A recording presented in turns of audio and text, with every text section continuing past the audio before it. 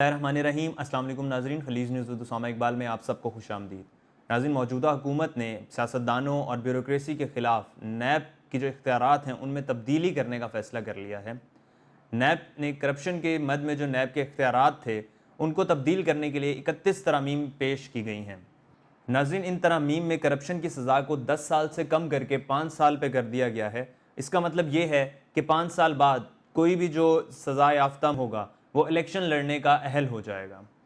اس کے ساتھ ساتھ جب تک ایک ملزم کے پاس سزا کی اپیل کا حق ہے تب تک اس کو اس کے سیاسی عہدے سے یا جو بھی سرکاری عہدہ اس کے پاس ہوگا اس سے نہیں ہٹایا جا سکے گا، وہ اسی طرح اپنا کام جاری رکھے گا۔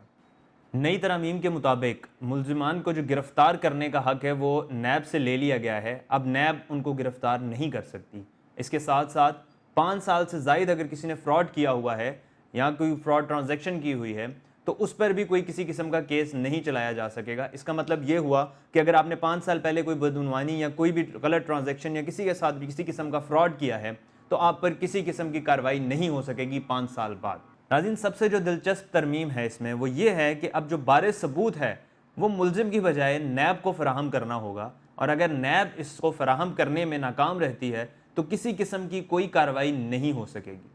اسی طرح ناظرین، ایک دوسری انٹرسٹنگ ترمیم یہ ہے کہ اب وزیر اعظم اور وفاقی کابینہ کے اراکین کے خلاف کابینہ کمیٹیوں کے فیصلے پر بھی نیب کارروائی نہیں کر سکے گا۔ زیر التوا انکوائریاں اور انڈر ٹرائل مقدمات احتساب عدالت سے متعلقہ اتھارٹیز کو منتقل ہو جائیں گے۔ ناظرین، یہ کچھ ترامیم تھی جو وفاقی حکومت کی جانب سے پیش کی گئی ہیں۔ اب دیکھنا یہ ہے کہ یہ ترامیم کیوں پیش کی جا رہی ہیں، اور یہ ان کی کوشش ہے کہ 20 مئی سے پہلے ان جو جتنی بھی یہ قانون سازی کرنے جا رہے ہیں یہ اپروو ہو جائیں۔ اب اس کا مقصد کیا ہے اور کیا ہونے جا رہا ہے 20 مئی کے بعد، یہ جاننے کے لیے دیکھتے رہیے خلیج نیوز۔